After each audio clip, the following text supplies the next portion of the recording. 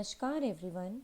Now I hope you must have checked out the lecture 1 and lecture 2 which are applicable for GST amendments in respect of students who are going to give their exam in the May or June attempt 2021. Now moving to the last series. In case if you have missed the lecture 1 and lecture 2, then the link are being provided by me at the end of the video. So do check out the video till the end, and from there you can check out the lecture 1 and lecture 2 links. Now moving to the next part, which is rule 46, which talks about HSN code system. So explaining you the earlier concept that how this HSN code was introduced in India. On 28 June 2017, the Central Board of Indirect Taxes issued a notification number 12/2017 to show specified digits of HSN or SAC, that is Service Accounting Code, on raising of tax invoices for supply of goods or services. So whenever you are supplying any good or any services, then on the bill it is mandatory to mention the HSN code or Service Accounting Code.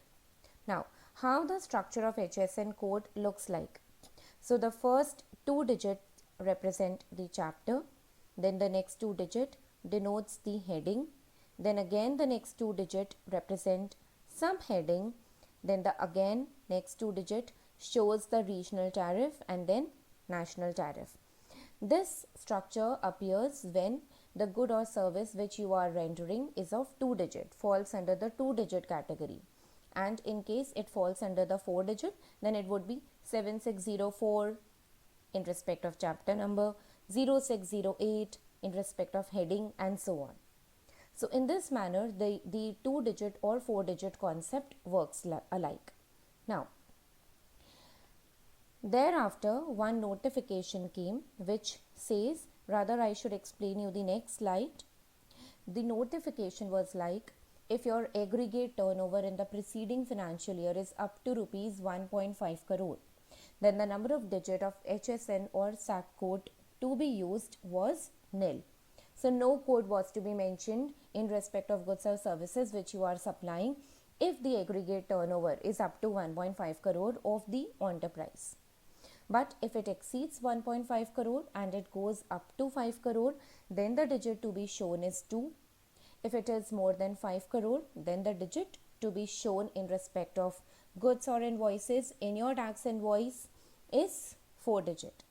But subsequently, the above notification was amended through a notification number 78/2020 dated 15th October 2020 to mandate 4 and 6 digit HSN or SAC code on supply of goods or services. So now, how the performer is going to work? If your aggregate turnover in your preceding financial year is up to rupees 5 crore, then the digits to be mentioned are 4. And if it exceeds 5 crore, then 6. So remember one thing, this two limits, that is up to 1.5 or 1.5 to 5 crore, these limits have been eliminated. Now they have been replaced by up to 5 crore. So now every assessee who is selling any goods or rendering any services, and if the aggregate turnover is up to 5 crore, they have to mention the 4 digit HSN code. And if it exceeds 5 crore, then the numbering is 6. Further, one more provision was inserted to provide that 4 digit HSN code is optional in respect of supplies made to unregistered person. That is, these HSN code rules are applicable if the transaction is B2B. But if the transaction is B2C, then these provisions are not applicable for a registered person whose turnover is up to 5 crore. So remember one thing, if your turnover is up to 5 crore and if you are selling from B2C basis, then you are not required to mention the 4 digit HSN code. Now, the penalty provision. Since the rules have been introduced and if the seller fails to mention the HSN digits, then in that case there would be a penalty. So the penalty amount is 50,000 rupees, that is 25,000 rupees each for CGST and SGST. This, this penalty is levied in case if you failed to mention the HSN or SAC code, or if you mention but the numbering is wrong. So the penalty is applicable in both the scenarios. Now again further one more notification has been passed, which is dated 1st December 2020. So I'm just giving you a brief idea about the same, because the same is not applicable for the May or June attempt, but the same is applicable in your December attempt or in your November attempt. So another notification was passed on 1st December 2020 to provide for class of supply like chemicals, and there you are required to mention HSN code, which is of 8 digit. So this is again something new which you should know, that earlier it was nil, 2 or 4, which was replaced by 4 or 6, and now after the amendment which was introduced on 1st December, it would be 4, 6 and 8. Now moving ahead, let us know that how your HSN code would look like on your bill. For instance, the HSN code for handkerchief made of textile material is going to be 62.13.90. This is in respect of 2 digit. So I have already explained you that how these 3 points are covering. So the 62 is representing your chapter number, 13 is representing the heading, and 90 is the product code. Alright, so this is the way you are going to mention the HSN code when you are selling handkerchief. So in the invoice, the HSN code would look like 62.13.90. However, India has 2 more digit, more in-depth classification, which is like now we have to mention 0.90 more. This would represent that whether the handkerchief is made from silk or from waste from silk. Again, there could be one more classification, that whether it is made from human made fiber or not. So the classification could be 62.13.90.90 or 0.10. So it depends upon the classification. So if you want to go up to 4 block or up to 5 block, it would depend upon by state, but the initial 3 points which talks about chapter, heading and subheading, these are mandatory. So the regional and national tariff, it depends upon whether you want to classify or not, and it would be dependent upon your central government or upon your state government. Now the next topic, which is notification number 75/2020. So what this notification is all about? It says that the Commissioner, on the recommendation of Council, has extended the time limit for furnishing the details of outward supplies in Form GSTR 1 by such class of registered persons having aggregate turnover of more than 1.5 crore in the preceding financial year or current financial year from July 2018 to March 2021 till the 11th day of the month succeeding such month. So earlier the date used to be 10th day of the month. So they have extended it by one more day, which is 11th day of the month. But what is more important? As for exam purpose, answer will always be 10th of the next month. You will never mention 11th of the next month. So this is the important thing. Again, I am repeating the same which I have already told you in my lecture 2, that whenever any notification is passed for a temporary purpose, it is useful for practical use. It is meant for practical purpose. That type of notification will never be used in your exam purpose. So whenever the dates are changed for temporary purpose, you will not focus on such dates. Now, moving to Rule 67A, which is about manner of furnishing of return or details of outward supplies by short messaging service facility. So this is a good amendment which has been passed.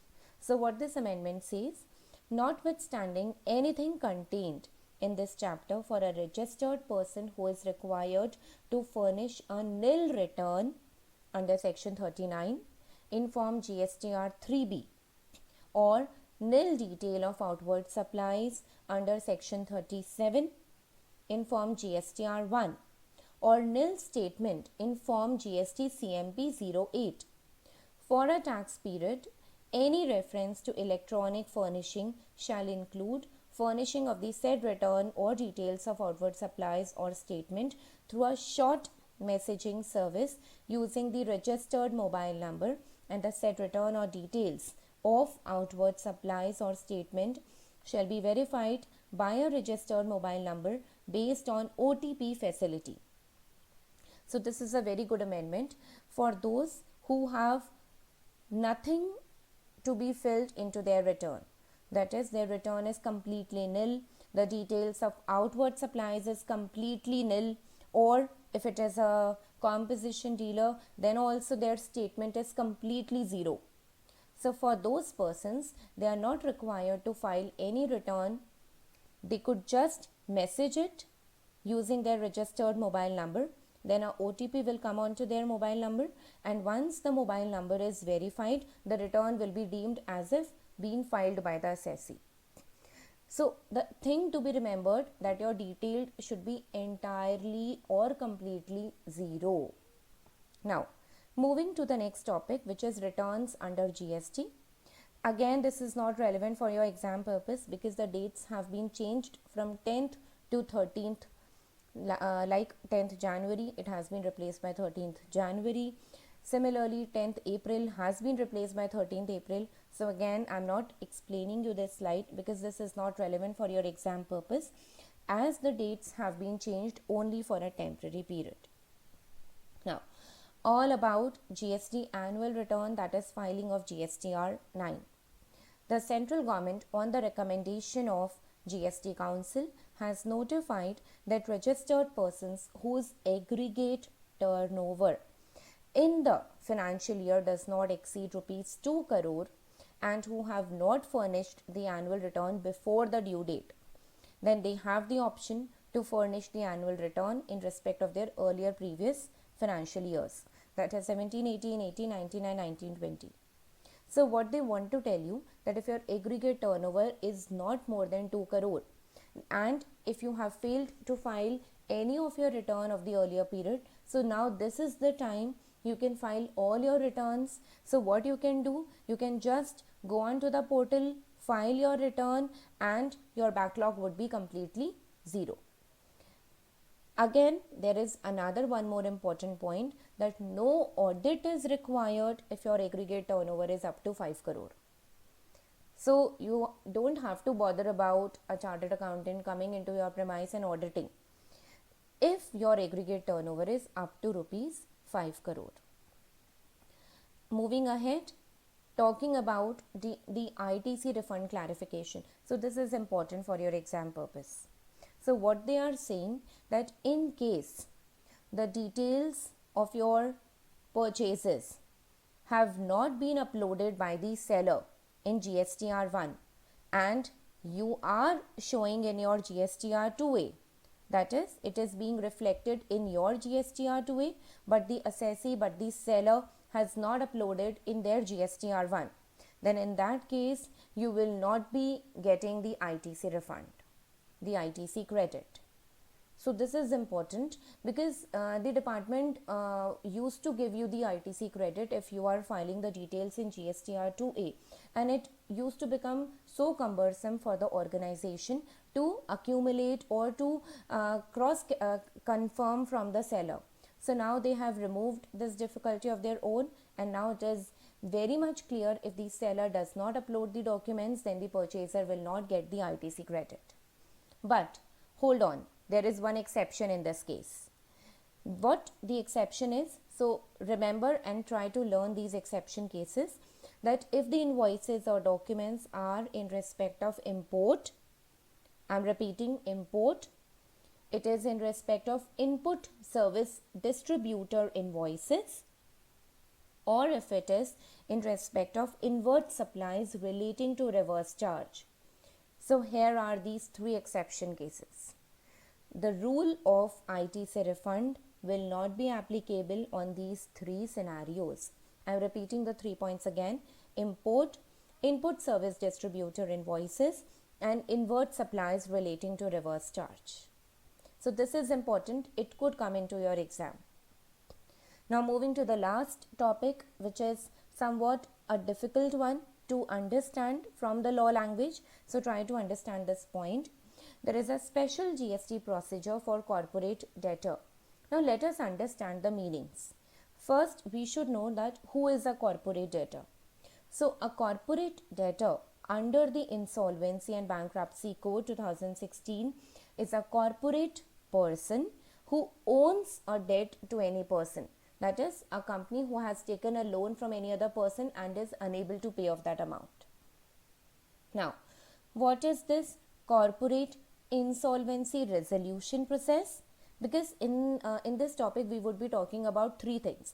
We would be talking about corporate debtor, we would be talking about corporate insolvency resolution process, and we would be talking about IRP, which is interim resolution professional.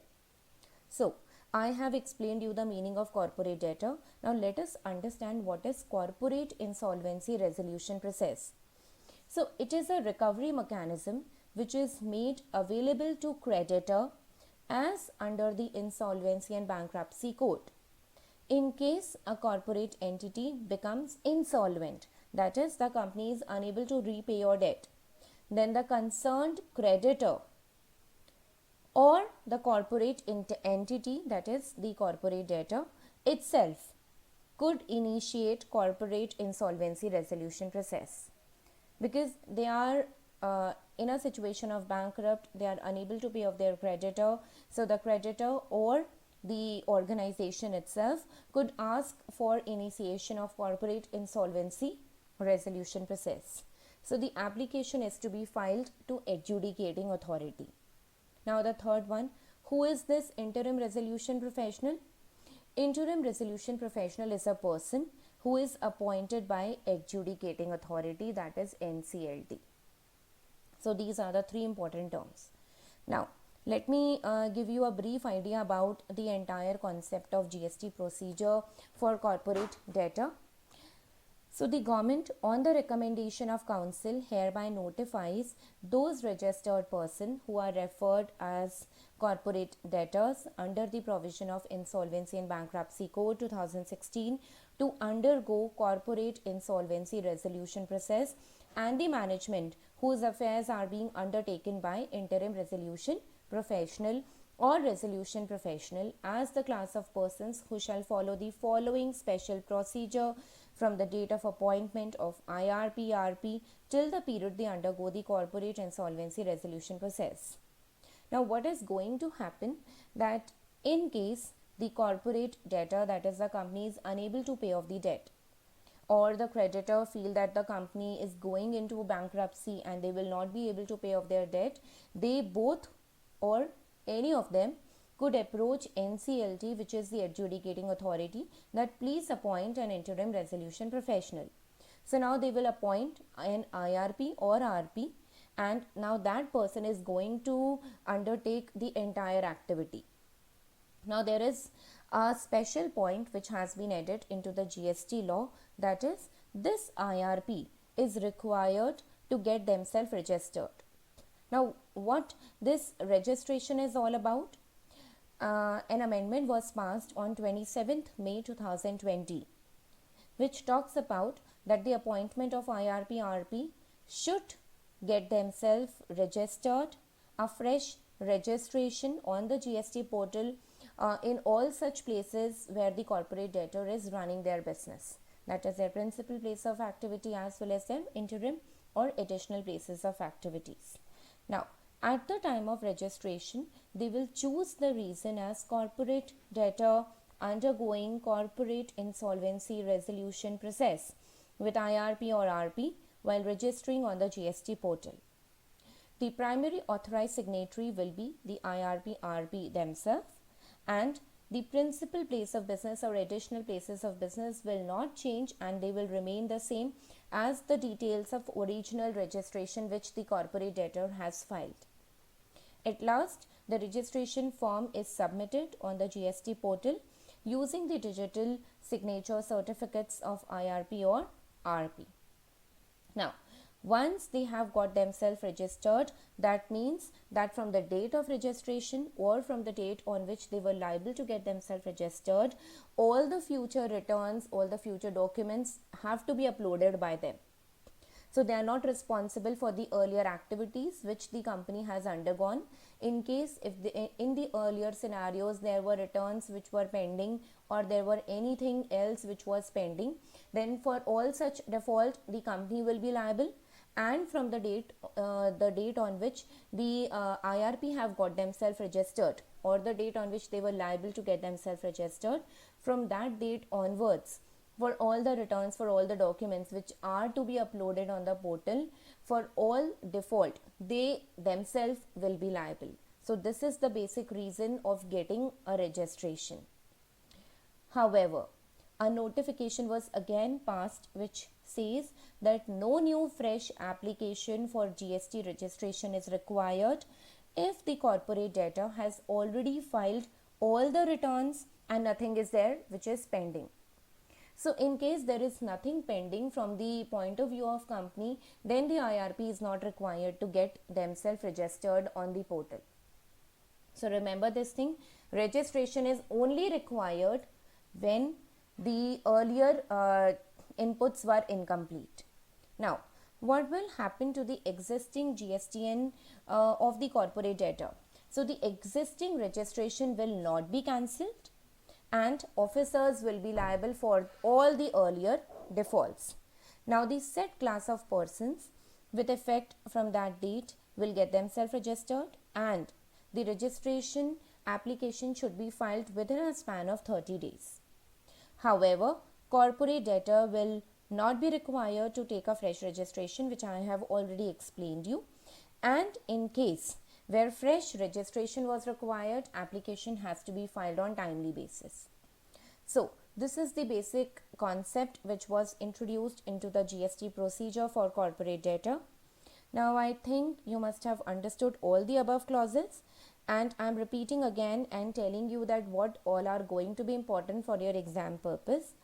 That is, they could ask you about the HSN code regarding the 4 and 6 digit. They could ask you about the short messaging services, that who all are eligible to enjoy this short messaging service facility.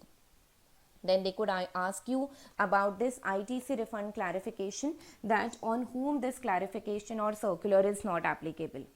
And again, this is the most important one, which is about procedure for corporate debtor, which could be asked in your examination.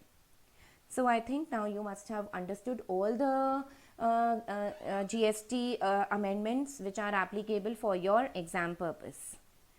Thank you for watching the last lecture, and now you can check out the lecture 1 and lecture 2 from the above link which I have provided to you. Thank you.